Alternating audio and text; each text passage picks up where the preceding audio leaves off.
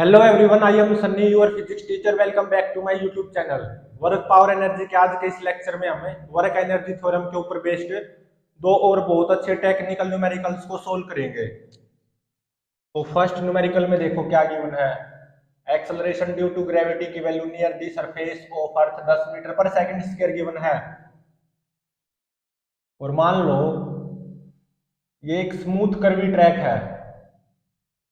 ये क्या है? Smooth curvy track. ठीक है।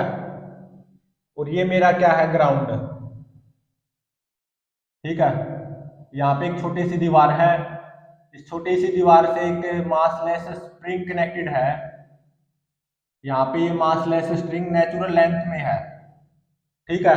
इस स्प्रिंग का स्प्रिंग कांस्टेंट 100 न्यूटन पर मीटर है। और मान लो ये ए पॉइंट है और ये बी पॉइंट जहां से ग्राउंड स्टार्ट होता है।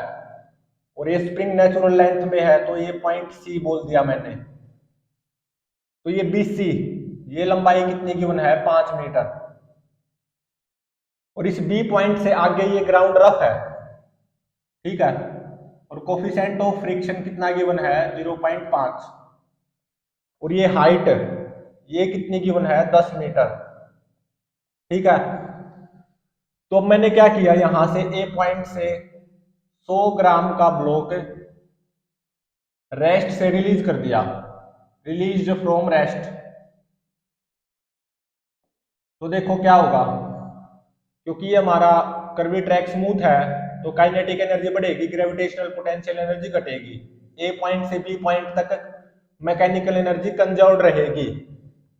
तो इस बी पॉइंट पे रफ्तार मैक्सिमम होगी कुछ भी पी। ठीक है।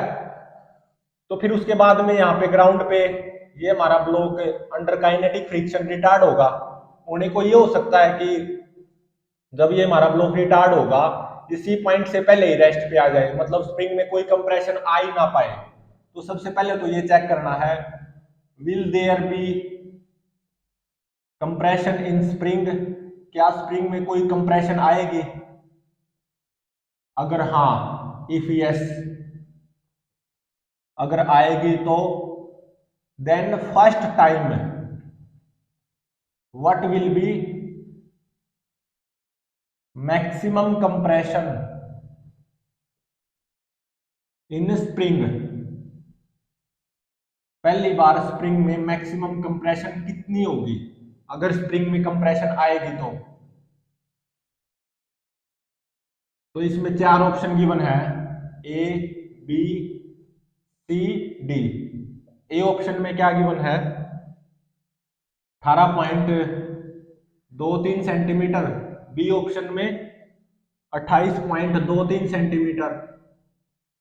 सी ऑप्शन में 38.23 सेंटीमीटर। डी ऑप्शन में 48.23 सेंटीमीटर। ठीक है। तो अब इसको सोल्व करते हैं।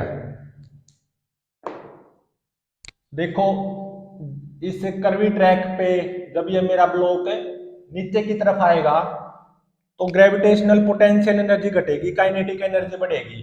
ए से बी मैकेनिकल एनर्जी कंजर्व रहेगी।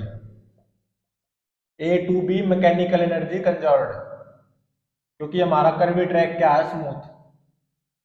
ठीक है।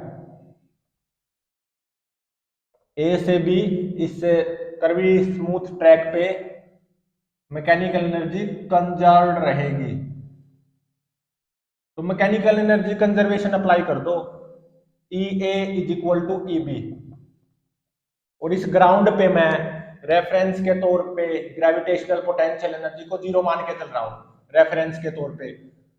तो ए पॉइंट पे मैकेनिकल एनर्जी कितनी हो जाएगी? काइनेटिक एनर्जी तो zero plus gravitational potential energy m 0.1 g 10 h 10 is equal to B point पे मैकेनिकल एनर्जी कितनी हो जाएगी?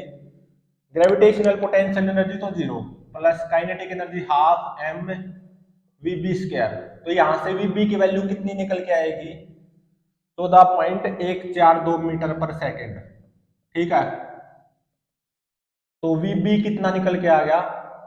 14.142 मीटर पर सेकेंड। अब मैं इसको इरेज कर सकता हूं। तो इस बी पॉइंट पे ब्लॉक की रफ्तार कितनी होगी? 14.142 मीटर पर सेकेंड। और आगे हमारा ग्राउंड रफ है।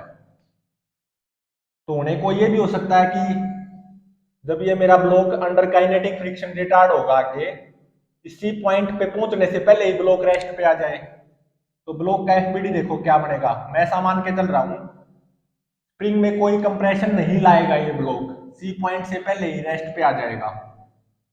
तो इस ब्लॉक का इस ग्राउंड पे एफबीडी क्या बनेगा? काइनेटिक फ्रिक्शन आएगा, mu into m g 0.5, m 0.1, g 10। तो 0.1 इंटू 10 1। तो काइनेटिक फ्रिक्शन कितना आया? 0.5। ठीक है।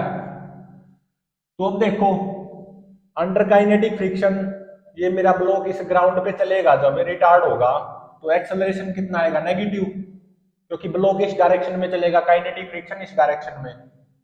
तो कितना आएगा एक्सेलरेशन? नेगेटिव, मतलब ब्लॉक रिटार्ड होगा। -0.5 डिवाइडेड बाय मास 0.1, ये आया -5 मीटर पर सेकंड स्क्वायर।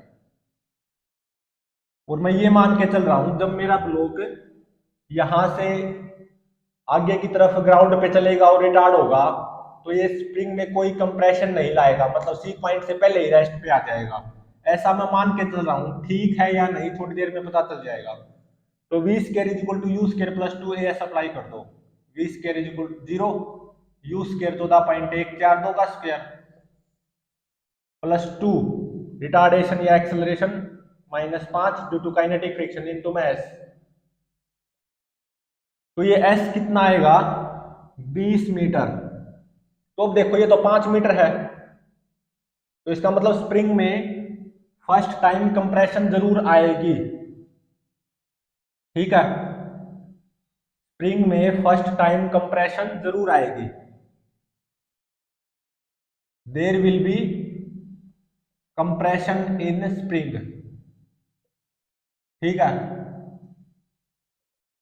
और फर्स्ट टाइम कंप्रेशन या first time maximum compression in spring, वो मैं मान के चल रहा हूं एक्स नोट। और ये एक्स नोट ही मुझे फाइंड आउट करना है, ये 4 ऑप्शन गिवन है। ठीक है, तो जब देखो ये जब मेरा ब्लॉक है और ये स्प्रिंग जब ये कंप्रेस होगा, तो कंप्रेस्ड पोजीशन में यहां पे ऐसे बना रहा हूं। मान लो first time maximum compression X naught आई, ये मैंने ये स्प्रिंग कंप्रेस दिखा दिया, फर्स्ट टाइम मैक्सिमम कंप्रेशन। और ये मेरा ब्लॉक यहां पे आ गया, और फर्स्ट टाइम मैक्सिमम कंप्रेशन मैंने कितनी मानी? X note. और ये एक्स नोट फाइंड आउट करना है। ठीक है, तो क्या करो, ये जो डी पॉइंट है ना, D first time maximum compression का, बी से डी तक वर्क एनर्जी थ्योरम अप्लाई कर दो। Work energy theorem B to D. तो देखो work done by M g gravitational force तो 0 आएगा, work done by spring force कितना आएगा? बी से डी, ये कितना आएगा? Initial spring potential energy 0 minus final spring potential energy, वो क्या होगी? -1/2 minus final spring potential energy, वो क्या होगी? 1/2 के 100 और एक्स नोट का स्क्वायर। कंप्रेशन क्या है? X note. मतलब इस डी पॉइंट पे मेरा ब्लॉक रेस्ट पे आया है एक मोमेंट के लिए। First time maximum compression spring में कितनी आई? X naught. यही फाइंड आउट करना है।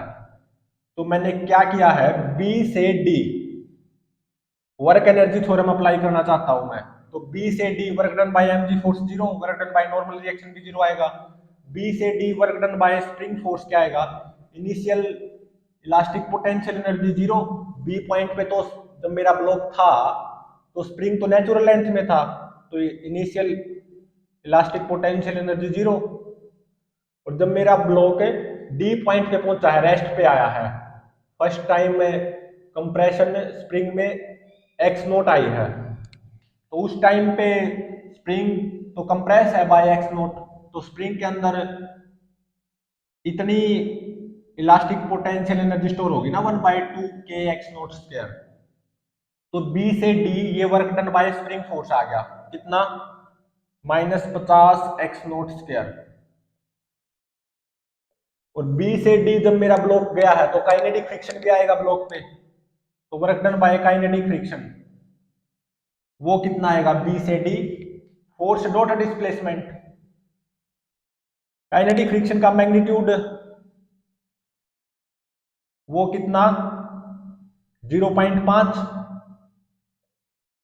और डिस्प्लेसमेंट का मैग्नीट्यूड बी से डी वो कितना 5 + एक्स नोट। और काइनेटिक फ्रिक्शन इस डायरेक्शन में, ब्लॉक डिस्प्लेसमेंट इस डायरेक्शन में हुई है 5 + एक्स नोट, तो cos 180 -1, तो ये आ गया -2.5 -0.5 एक्स नोट, इतना आ गया। ठीक है, work done by kinetic friction from B to D ये आ गया -2.5 -0.5 एक्स नोट। तो बस अब वर्क एनर्जी थ्योरम अप्लाई कर दो, बी से D work sum of work done by all forces is equal to change in kinetic energy. तो एम जी का वर्क डन 0, स्प्रिंग फोर्स का -50 x naught square, kinetic friction का -2.5 -0.5 x note.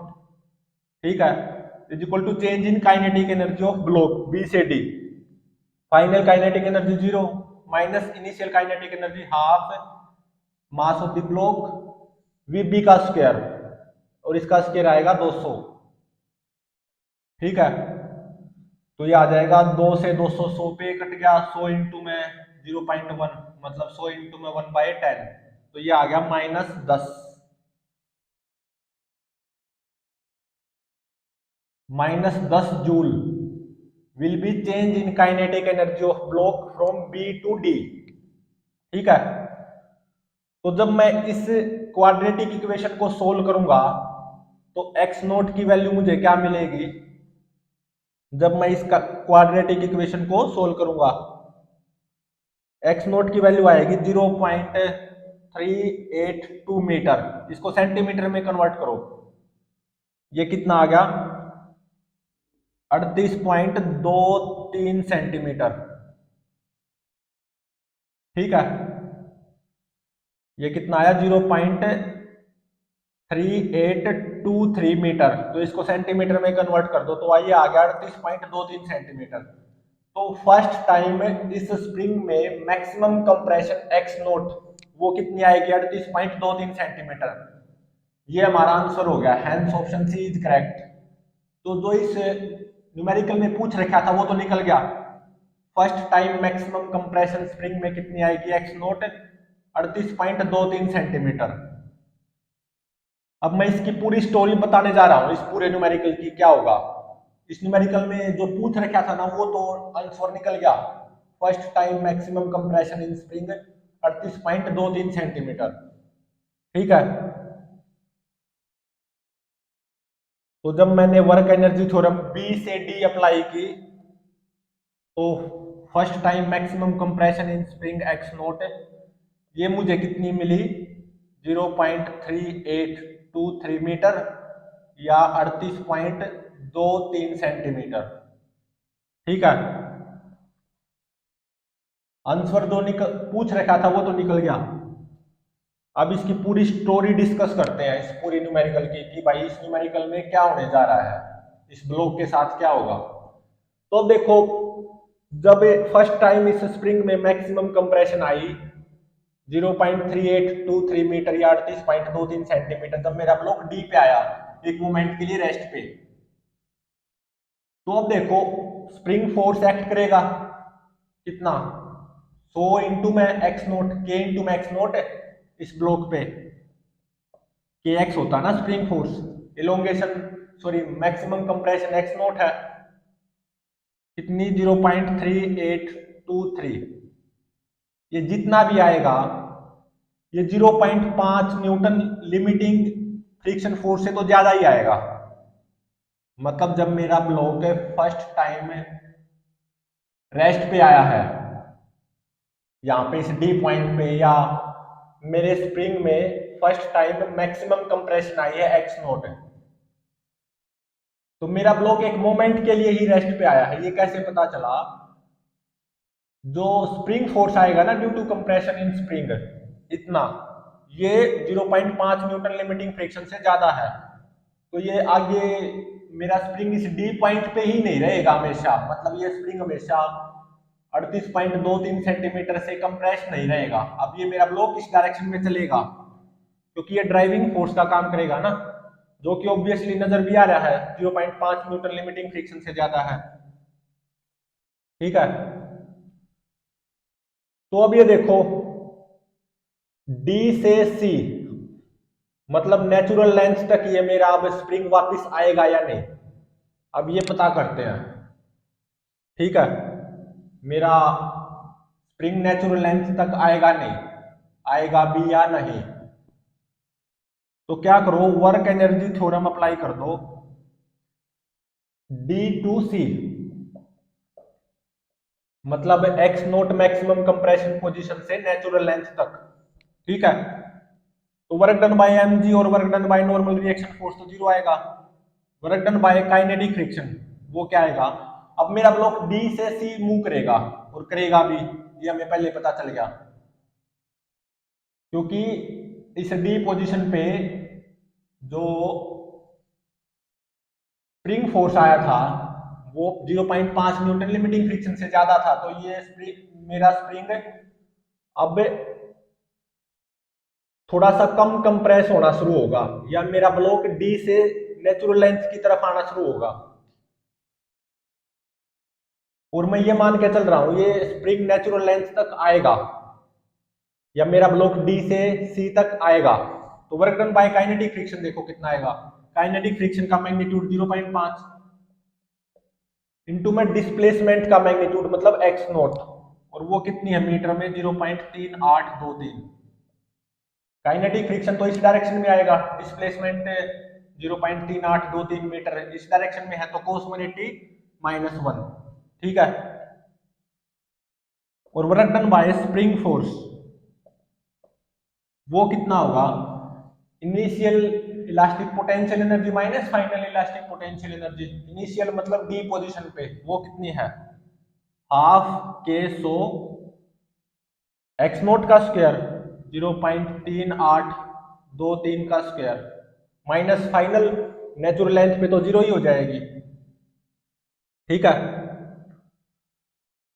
तो अब देखो वर्क एनर्जी थ्योरम अप्लाई कर दो। D से C sum of work done by all forces is equal to change in kinetic energy. M G का work done zero, kinetic friction का -0.5 into में 0.3823।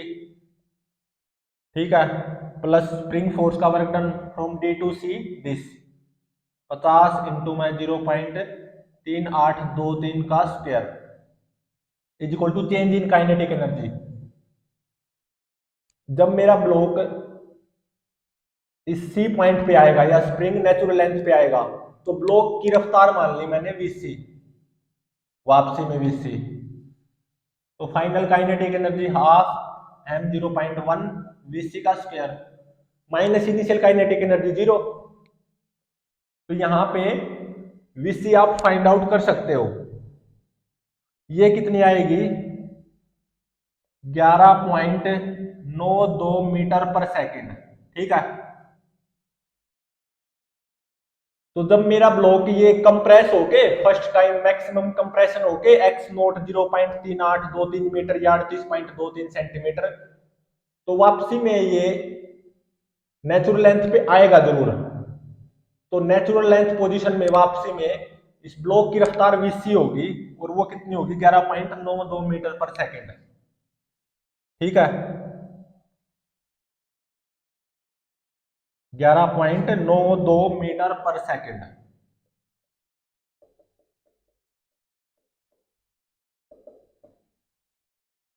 तो अब देखो, अब मेरा ब्लो स्प्रिंग तो नेचुरल लेंथ में है और ब्लॉक इस सी पॉइंट पे पहुंचा वापसी में। ब्लॉक की रफ्तार कितनी है? 11.92 मीटर पर सेकेंड।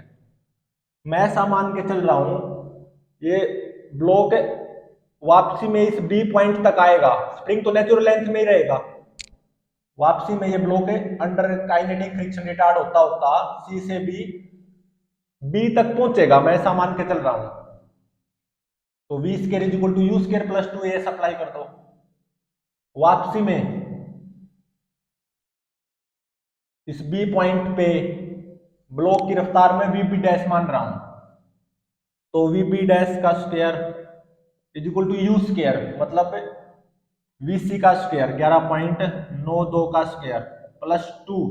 काइनेटिक फ्रिक्शन की वजह से एक्सेलरेशन कितना आएगा? नेगेटिव, -5 मीटर पर सेकेंड स्क्वायर इंटू में एस, ये कितनी 5। तो यहां से वी बी डैश कितना आ जाएगा? 9.596 मीटर पर सेकेंड।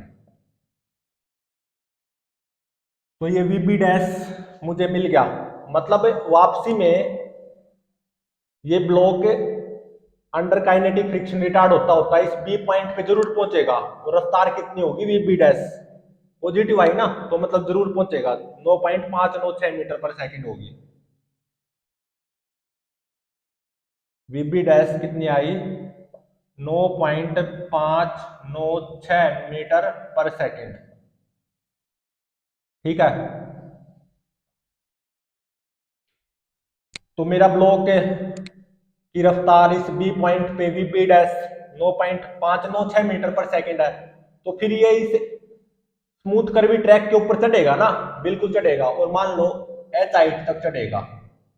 मान लो ये पॉइंट है ई, यहाँ पे मेरा ब्लॉक रेस्ट पे आ जाएगा। तो अब बी से इस ई पॉइंट तक तो मैकेनिकल एनर्जी कंजर्वेशन अप्लाई कर सकता हूं, क्योंकि ट्रैक तो स्मूथ है ना। मैकेनिकल एनर्जी कंजर्वेशन अप्लाई कर दो बी से ई। तो E B is equal to E E, B point पे मैकेनिकल एनर्जी क्या होगी? ग्रेविटेशनल पोटेंशियल एनर्जी तो 0 plus kinetic energy half m 0.1 v B dash का स्क्वायर, मतलब 9.596 का स्क्वायर इज इक्वल टू इस ई पॉइंट पे जब ये मेरा ब्लॉक एक मोमेंट के लिए रेस्ट पे आएगा तो मैकेनिकल एनर्जी क्या होगी? काइनेटिक एनर्जी तो 0 प्लस ग्रेविटेशनल पोटेंशियल एनर्जी तो 0.1 G10 हाइट h। तो यहां से हाइट पता चल जाएगी। ये वापसी में फर्स्ट टाइम में कितनी मैक्सिमम हाइट तक जाएगा on this smooth curvy track h, और ये आती है 4.6 मीटर। तो h कितना आ गया? 4.6 मीटर नियरली। ठीक है, तो अब देखो ये मेरा ब्लॉक यहाँ पे इस ए पॉइंट पे एक मोमेंट के लिए रेस्ट पे आया और ये तो स्मूथ है, तो फिर ये वापस जाएगा तो काइनेटिक एनर्जी बढ़ेगी, ग्रेविटेशनल पोटेंशियल एनर्जी घटेगी। तो देखो अब ये वापस जाएगा तो इस बी पॉइंट पे अगेन रफ्तार कितनी होगी? वी बी डैश ही तो होगी, वी बी डैश बिल्कुल। और फिर ये इस ग्राउंड पे अंडर काइनेटिक फ्रिक्शन रिटार्ड होगा।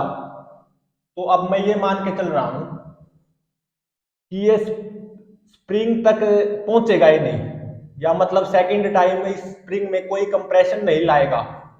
तो v square is equal to u square plus 2as apply कर दो।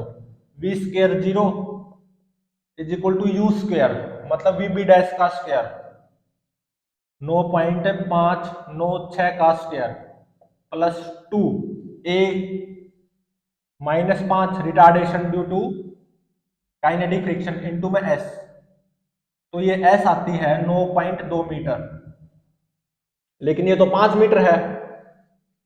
तो इसका मतलब सेकंड टाइम भी इस स्प्रिंग में कंप्रेशन आएगी,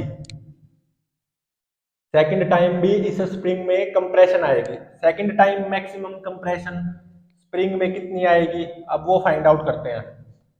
ये पक्का हो गया, सेकंड टाइम भी स्प्रिंग में कंप्रेशन आएगी, सेकंड टाइम भी स्प्रिंग में कंप्रेशन आएगी, और स्प्रिंग में सेकंड टाइम मैक्सिमम कंप्रेशन मान लो कितनी आई, x1। अभी ये फाइंड आउट करते हैं, यहाँ पे इस न्यूमेरिकल की कंप्लीट स्टोरी चल रही है, ठीक है। तो देखो ये ब्लॉक रिटार्ड होगा, सी पॉइंट तक पहुंचेगा, अभी भी कुछ रफ्तार है। तो अब सेकंड टाइम स्प्रिंग में मान लो मैक्सिमम कंप्रेशन आई x1, और हमारा ब्लॉक पहुंचा डी डैश पॉइंट पे, ठीक है, और एक मोमेंट के लिए ब्लॉक रेस्ट पे आया। तो सेकंड टाइम स्प्रिंग में मैक्सिमम कंप्रेशन x1 कैसे फाइंड आउट करें, B से D डैश तक वर्क एनर्जी थ्योरम अप्लाई कर दो, B टू D डैश, ठीक है। तो वर्क डन बाय mg और work done by normal reaction 0 आएगा। Work done by spring force from B to D dash, वो कितना आएगा, initial elastic potential energy at point B, तो स्प्रिंग तो नेचुरल लेंथ में था तो 0 माइनस फाइनल 1/2 के सो x1 का स्क्वायर, तो ये आ गई -50 x1 स्क्वायर। और B से D dash work done by kinetic friction, वो क्या आएगा, काइनेटिक फ्रिक्शन का मैग्नीट्यूड 0.5 न्यूटन और डिस्प्लेसमेंट का मैग्नीट्यूड 5 + x1, और काइनेटिक फ्रिक्शन तो इस डायरेक्शन में आएगा, ब्लॉक की डिस्प्लेसमेंट इस डायरेक्शन में हुई है, तो cos 180 डिग्री -1, तो ये आ गया -2.5 -0.5 x1, -2.5 -0.5 x1, ठीक है। तो sum of work done by all forces is equal to change in kinetic energy, और वर्क एनर्जी थ्योरम B से D डैश अप्लाई कर रहा हूं। Sum of work done by all forces वो क्या आ जाएगा, -50 x1 square -2.5 -0.5 x1 is equal to change in kinetic energy, final kinetic energy 0 minus initial kinetic energy कितनी, -12, final 0 minus initial kinetic energy ½ mv square, m 0.1 vb dash का square, vb dash कितनी है 9.596, तो ये आ जाएगा -1/2 0.1 9.596 का स्क्वायर। तो यहां से देखो ये यहाँ पे x1 में क्वाड्रेटिक इक्वेशन है, तो इसको सोल्व कर सकते हैं हम। तो after solving this quadratic equation which is in x1, तो इसको सोल्व करके क्या आएगा 0.2 मीटर, तो ये आ गया 20 सेंटीमीटर।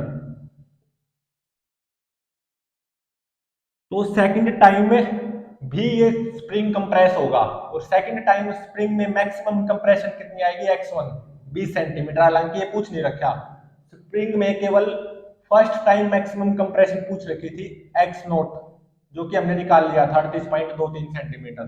उसके बाद में तो ये इस न्यूमेरिकल की कंप्लीट स्टोरी चल रही है। x1 आ गया 0.2 मीटर, ठीक है, 0.2 मीटर या 20 सेंटीमीटर।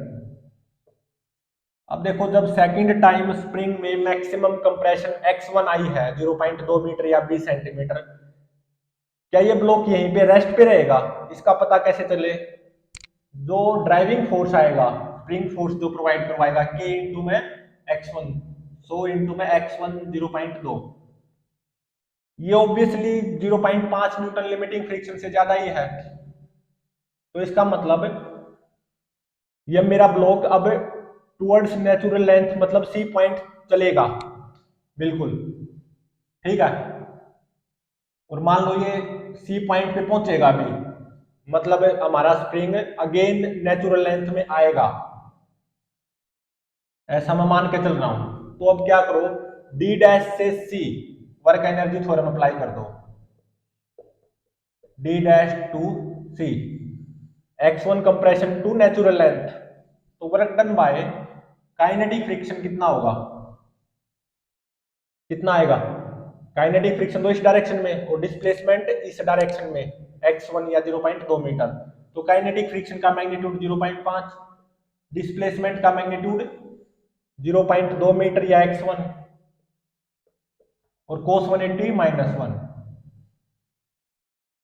तो ये कितना आ गया -1, ये आ गया -0.1, 0.5 की 0.2 से मल्टीप्लाई करोगे तो ये आएगा 0.1, ठीक है।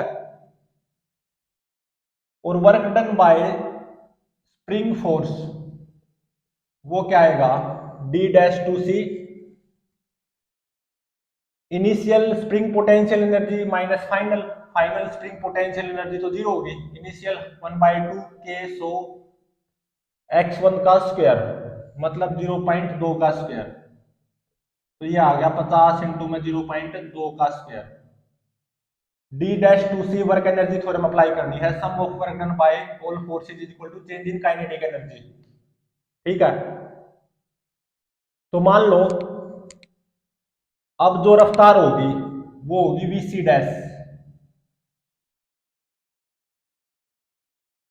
तो sum of work done by all forces वो कितना आ गया -0.1 प्लस 50 इंटू में 0.2 का square is equal to change in kinetic energy, final kinetic energy half 0.1 V C dash का square minus initial kinetic energy 0, तो यहां से वी सी डैश आप फाइंड आउट कर सकते हो, ये कितनी आएगी 6.164 मीटर पर सेकेंड, ठीक है। तो अब मैं ये मान के चल रहा हूं जब मेरा ये स्प्रिंग नेचुरल लेंथ में आया है ना, या ब्लॉक की रफ्तार वी सी डैश है 6.164 मीटर पर सेकेंड, अब स्प्रिंग तो नेचुरल लेंथ में ही रहेगा, अब ये मेरा block obviously due to kinetic friction retard करेगा, इस डायरेक्शन में चलेगा और रिटार्ड करेगा, और मैं ये मान के चल रहा हूं कि ये मेरा ब्लॉक इस बी पॉइंट तक पहुंचेगा ही नहीं, इससे पहले ही रेस्ट पे आ जाएगा, देखते हैं सही है या नहीं। तो v square is equal to u square plus 2 as apply कर दो, वी स्क्वायर 0 का square is equal to u square 6.164 का स्क्वायर प्लस 2 रिटार्डेशन या acceleration due to kinetic friction -5 into में एस, तो इसको सोल्व करते हुए ये एस कितना आता है 3.8 मीटर, ठीक है। और देखो ये तो 5 मीटर था, तो 3.8 मीटर तो 5 मीटर से कम ही है, तो फाइनली मेरा ब्लॉक कुछ यहाँ पे रेस्ट पे आएगा, कुछ यहाँ पे, यहां से इस नेचुरल लेंथ पोजीशन या सी पॉइंट से कितनी इस तरफ है 3.8 मीटर, या इस बी पॉइंट से कितनी इस तरफ है 5 में से 3.8 सब्ट्रैक्ट कर दो मतलब 1.2 मीटर, और यहीं पे फाइनली रेस्ट पे रहेगा, ठीक है।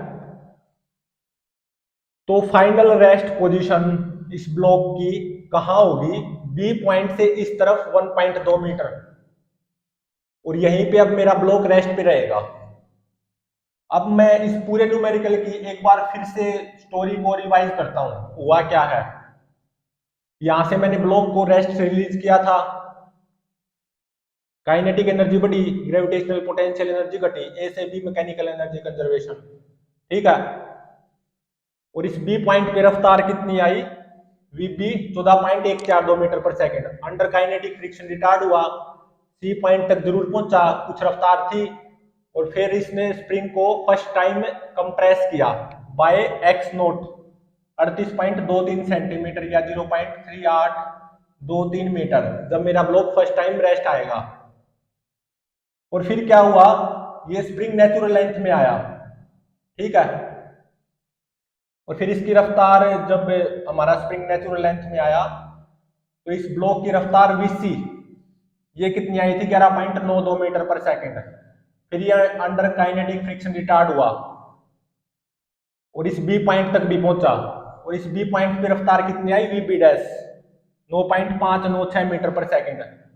फिर ये इस स्मूथ कर्वी ट्रैक पे चढ़ा, यहाँ पे एक मोमेंट के लिए रेस्ट पे आया, कितनी हाइट पे, 4.6 मीटर। फिर ये वापस आया इस मैकेनिकल एनर्जी कंजर्वेशन के तहत, तो फिर इस बी पॉइंट पे रफ्तार कितनी होगी, इस ब्लॉक की वीबी डैश ही 9.596 मीटर पर सेकंड। फिर क्या हुआ, सेकंड टाइम इस स्प्रिंग में मैक्सिमम कंप्रेशन आई x1 0.2 मीटर, और फिर ये स्प्रिंग वापस नेचुरल लेंथ में भी आएगा, और जब ये स्प्रिंग नेचुरल लेंथ में आएगा या ये ब्लॉक डी डैश से सी मूव करेगा तो इस सी पॉइंट पे इस ब्लॉक की रफ्तार होगी बी सी डैश 6.164 मीटर पर सेकंड, और फिर ये काइनेटिक फ्रिक्शन के अंडर रिटार्ड होगा और फाइनली यहां पे आके रुक जाएगा ये ब्लॉक बी पॉइंट से इस डायरेक्शन में कितनी दूर, 1.2 मीटर, या इस सी पॉइंट या नेचुरल लेंथ से इस तरफ कितनी दूर, 3.8 मीटर। तो ये इस पूरे न्यूमेरिकल की स्टोरी थी। जाइंटिक न्यूमेरिकल है काफी, लेकिन बहुत अच्छा conceptually. First time maximum compression spring में पूछ रखी थी, वो आई थी 38.23 सेंटीमीटर। उसके बाद में तो मैंने इस न्यूमेरिकल की कंप्लीट स्टोरी बताई है।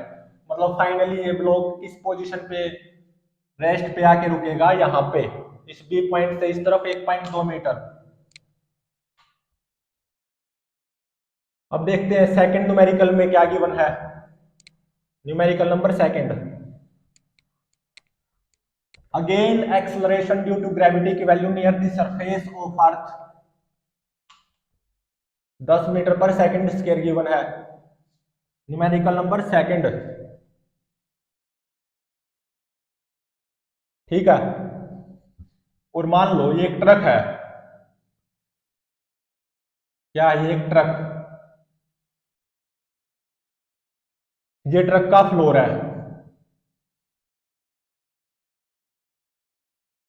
ठीक है। और ये ट्रक इस डायरेक्शन में एक्सेलरेटेड है, कितने एक्सेलरेशन से, 4 मीटर पर सेकंड स्क्वायर एक्सेलरेशन से, ठीक है। और इस ट्रक के अंदर एक बंदा बैठा हुआ है जो कि ट्रक का ऑब्जर्वर है। उसने 2 kg ब्लॉक को आराम से रख दिया, gently on the surface of this truck, t is equal to 0 पे। मतलब टी इज इक्वल टू 0 पे 2 kg ब्लॉक रेस्ट पे है with respect to truck observer.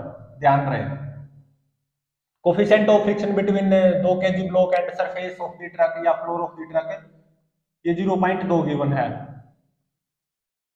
Back wall of the truck से 2 kg कितनी दूर है, 10 मीटर, ठीक है। और टी इज इक्वल टू 0 पे इस ट्रक की वेलोसिटी 10 मीटर पर सेकंड गिवन है, ठीक है। तो फाइंड आउट क्या करना है, सबसे पहले पार्ट में, क्या ये 2 kg block back wall of the truck को हिट करेगा, will block hit back wall of the truck, क्या हमारा block back wall of the truck को हिट करेगा, इफ यस अगर करेगा तो then what will be speed of block just before hitting back wall of the truck, then what will be speed of block just before hitting the back wall of the truck with respect to truck frame as well as with respect to ground frame, ठीक है। तो अब इसको solve करते हैं। तो मैं यहाँ पे सबसे पहले इस 2 kg ब्लॉक की ऑब्जर्वेशन ले रहा हूँ with respect to truck frame.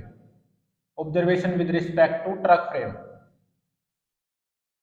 तो 2 kg ब्लॉक का एफबीडी देखो with respect to truck frame कैसा बनेगा।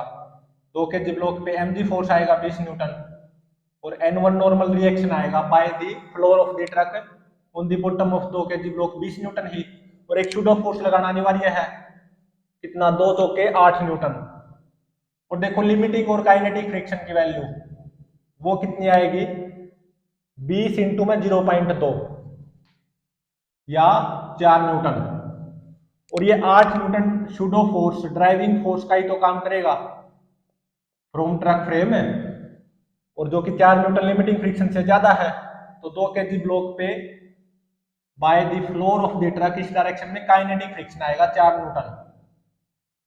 तो with respect to this truck frame observer 2 kg block accelerate करेगा towards the back wall of the truck. कितने एक्सेलरेशन से, 8 minus 4 4 4 भाग में 2 2 मीटर पर सेकंड स्क्वायर से, और रेस्ट से एक्सेलरेट करेगा with respect to truck frame observer 2 kg block towards the back wall of the truck. कितने एक्सेलरेशन से, 2 मीटर पर सेकंड स्क्वायर एक्सेलरेशन से। तो अब देखो बिल्कुल obviously back wall of the truck को हिट करेगा ब्लॉक। अब वर्क एनर्जी थ्योरम अप्लाई कर रहा हूं मैं इस ब्लॉक पे with respect to truck frame. तो work done by mg force 0, work done by normal reaction भी 0 आएगा। Work done by pseudo force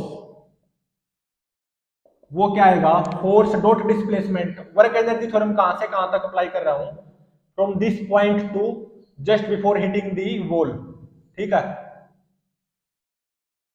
तो डिस्प्लेसमेंट ब्लॉक की with respect to truck frame observer just before hitting the back wall of the truck इस direction में 10 metre हुई। तो work done by pseudo force कितना आएगा, फोर्स डॉट डिस्प्लेसमेंट मतलब 8 into में 10 80 जूल, और work done by kinetic friction कितना आएगा,